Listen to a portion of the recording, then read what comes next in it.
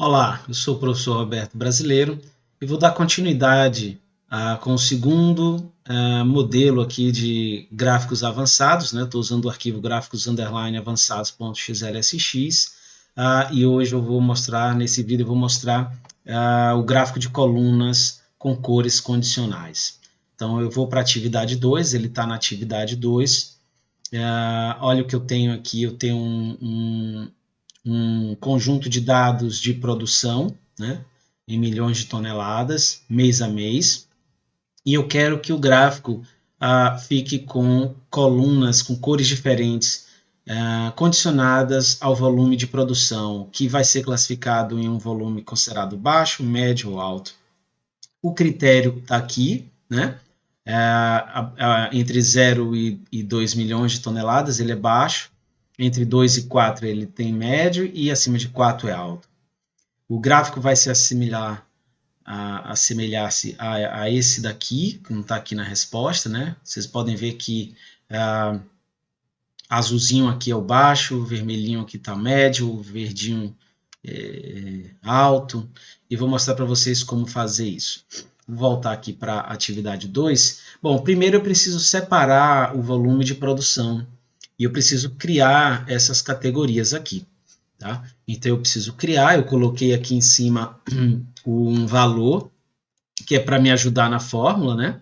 Então eu tenho aqui uma fórmula, eu posso fazer várias fórmulas para poder fazer essa separação, tá, gente?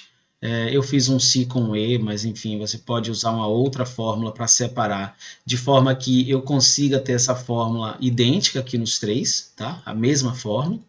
O que está mudando é o indexador aqui de cima. E ele aparece para mim o número somente onde está a categoria dele. Então 1,4 está aqui no baixo e não aparece aqui nem aqui. O 2,8 está aqui no médio e não aparece nem aqui nem aqui. Bom, você pode fazer inclusive manualmente, o que obviamente não recomendo, né? Vamos para o gráfico que é a pauta do vídeo. Eu vou clicar fora da tabela e vou inserir um gráfico de coluna. Um gráfico de coluna simples, o primeiro gráfico que a gente tem aqui de coluna. Pronto. Aí a gente vai inserir as séries manualmente e vocês vão ver que quase todos os gráficos avançados a gente faz isso. A gente vai inserindo as séries manualmente. Então, vou selecionar dados, vou adicionar e aqui o nome da série, eu vou colocar aqui o baixa, né? Onde tem valores da série, eu vou marcar essa coluna. Observe que tem que ser a coluna com os dados, né? Tem que vir de janeiro a dezembro, inclusive pegando onde está em branco. Vou voltar, você vai ver que as colunas já aparecem aqui, ó, no 1 e 2, que vai ser janeiro e fevereiro, e 12, que vai ser dezembro. E eu vou fazer a mesma coisa para média e alta. Então, vou clicar aqui em média, onde tem aqui valores, eu tiro isso, seleciono, não pode começar do número, tem que começar do primeiro. E vou adicionar a terceira, que é a alta, e vou pegar aqui a coluna toda. O gráfico já está quase pronto, vou só colocar o eixo horizontal como sendo os meses. Coloquei o eixo horizontal como sendo os meses, vou dar OK. O gráfico está praticamente pronto. Eu vou apenas adicionar, por exemplo, título dos eixos. É importante ter o título do eixo vertical, para dizer que são milhões de toneladas. Título do gráfico também e a legenda eu posso colocar abaixo. Então, está aqui finalizado praticamente o gráfico, somente com esses ajustes aqui que vocês podem fazer.